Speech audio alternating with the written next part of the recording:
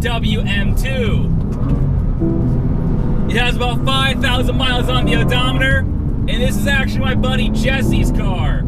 He invited me down here to South Orange County to try out his M2. And man, I'm glad I made the drive.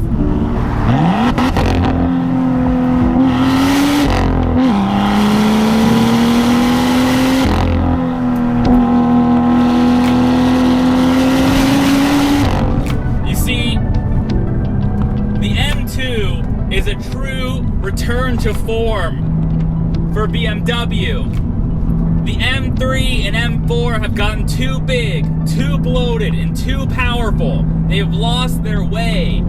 They've traded tactility and fun for out-and-out performance and power. Now, the M2, based on BMW's smaller 2 Series coupe, fills the hole where older M3 models once occupied. The M2 is a compact, 2-door, 4-seat sports coupe from BMW. And as it should be, the 2 front seats are great and the 2 back seats are just enough to exist. So it's the right size. And under the hood, it's the right engine. 3-liter inline 6.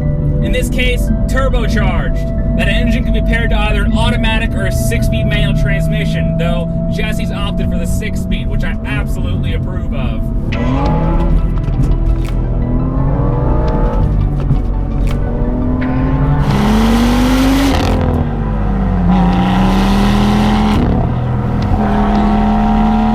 Of course, being one of my friends, Jesse's gone and modified his M2, at least just a little bit. You see, this car sits on 18-inch forged Titan 7 wheels, which have 265 section width Yokohama Advan 808R tires on them at all 4 corners.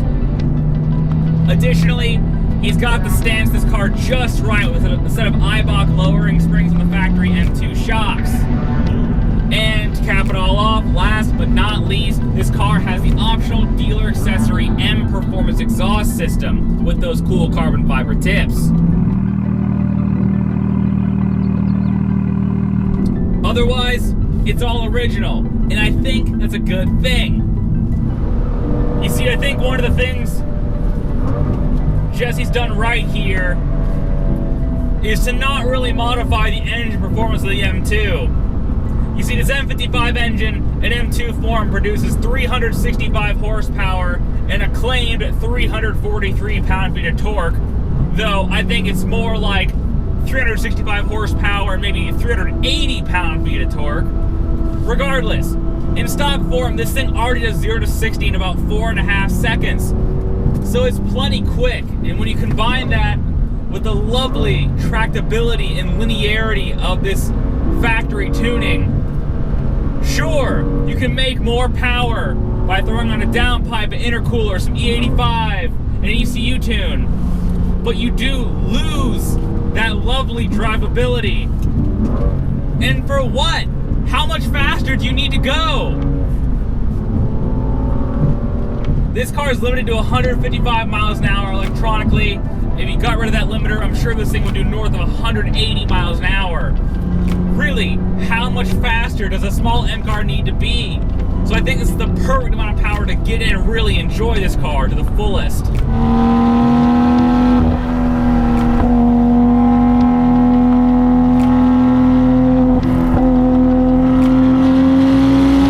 Now, when I picked this car up from Jesse, he was showing me around the M2 and kind of giving me the rundown of what this car is all about, and he came to the exhaust and stopped and pointed at it.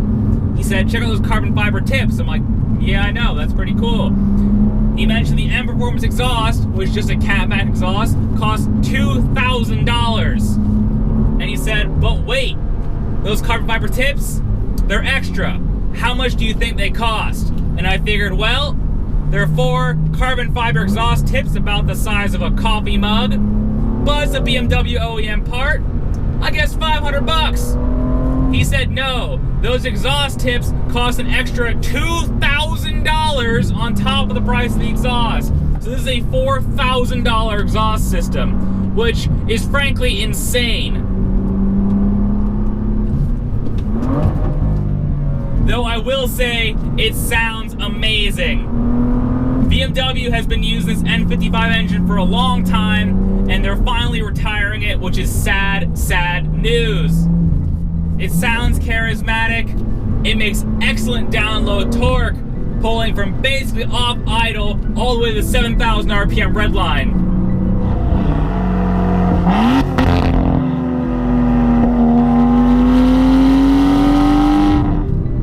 Speaking of that 7,000 RPM red line, we had to talk about the calibration of this engine. You see, out of the box, BMW does some tuning wizardry with these new turbocharged engines. What they basically do is, rather than targeting an absolute boost pressure, they target a power rating. So what that means is, no matter what your altitude, your elevation, your fuel, whatever, this is going to produce the same amount of power. However much boost it takes to get there is of no consequence. And that gives these engines a lovely linearity. They build up steam in such a nice, progressive way all the way to that 7,000 RPM red line, versus a typical turbo car where it's kind of a whoosh bang and then you're off. That makes this engine very tractable and nice to drive. It's very approachable.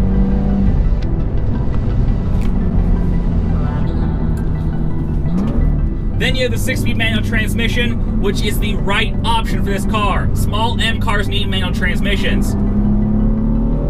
Unfortunately, I have the good news of saying this is a great manual transmission to buy. Sure, the clutch is a little bit weird like most modern cars, but it's easy enough to get used to. But this shifter, the action of this shifter is so positive and so engaging. And it makes you want to roll the gears all the time, which is good because it means you're charging towards that 7,000 RPM red line all the time.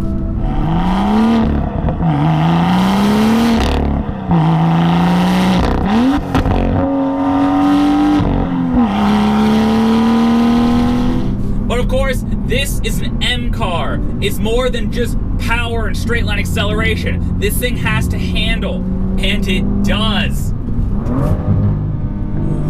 Does sound good too, though. This car has stiffer suspension, massive brakes, and so it means you can use all that power all the time. You're never going to overpower any one part of this car. It's a nice, balanced package.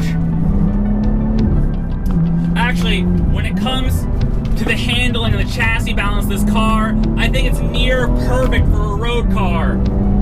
This car has such a high level of... I can't even speak. This car is so fun. This car has such an excellent level of fluidity about it. The way it flows through these corners with the steering and suspension is truly amazing.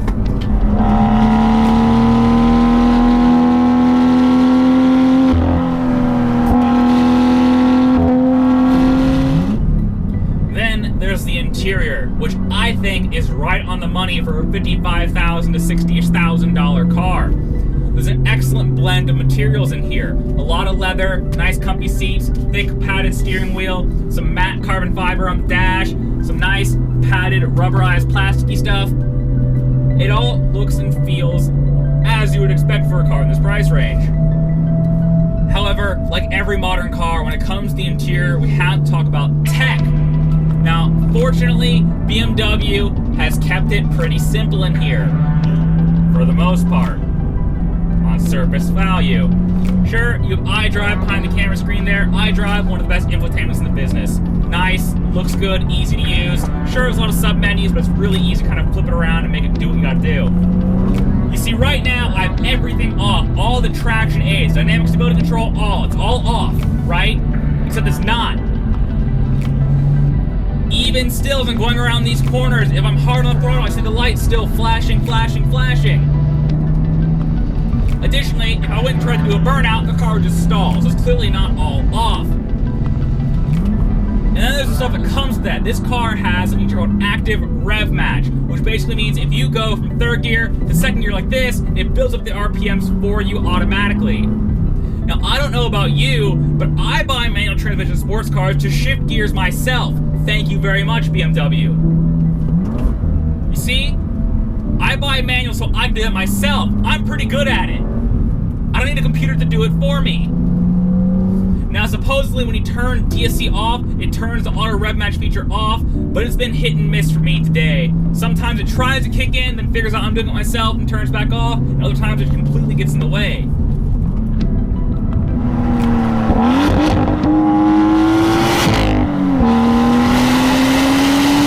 So that's the BMW M2 in a nutshell.